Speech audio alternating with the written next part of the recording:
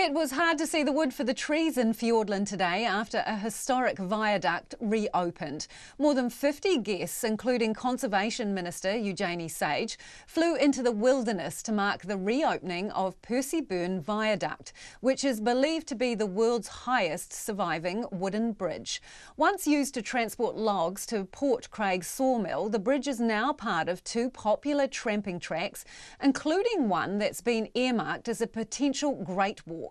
Our tourism reporter Tess Brunton took to the skies for the celebration.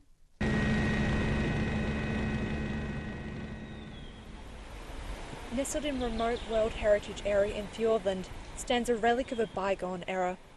Built nearly a century ago, the bridge was part of a logging and milling operation run out of Port Craig, a frontier town without road access. While Port Craig is now a ghost town, the Percy Burn Viaduct provides a bridge between Fiordland's past and present. Nerita Dixon was part of Southland's Port Craig Viaducts Charitable Trust, which led the charge to restore the viaducts. It astounds me because you've got to remember this was built in the 1920s, and when that was the wheelbarrow and the shovel era, and what they built this thing that's longer than a football field and higher than 6 stories building, with nothing like we've got today to use to building, and this is a wonderful creation. Percy Burn Viaduct has been closed to walkers since May 2013 due to safety concerns. Recognised by Heritage New Zealand, it survived neglect and arson before the latest transformation. Trust chairperson Tom Pride says it's been hard but rewarding to restore the viaducts over the past 25 years. It hadn't had any restoration work done on it of any kind for 70 years. It was really, really dangerous. And if we hadn't restored it that year when we did in 1993, absolutely would have been demolished. They would have blown it up because it would have been too unsafe if it had been still in the same state. Today, musicians played as guests wandered around the viaduct before being welcomed by a karakia, speeches and birdsong. The ceremonial ribbon was removed a bit earlier than expected when several trampers passed the bridge. Walking along the Percy Burn Viaduct is not for the faint-hearted, standing 35 metres above the valley floor. But each year, about 4,000 people are expected to visit or pass over the bridge. And with the Hump Ridge track in the running to become a Department of Conservation Great Walk, visitor numbers are expected to rocket.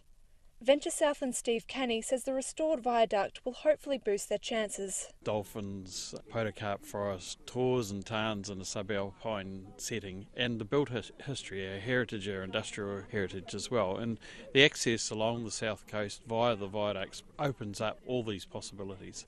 Southland District Mayor Gary Tong was a policeman at nearby Tuatapere more than 14 years ago. He was closely linked to the setup of the Hump Ridge track and remembers time spent around the viaduct. It's an icon for Southland. I've walked across it a number of times. The search and rescue, done a few things on there.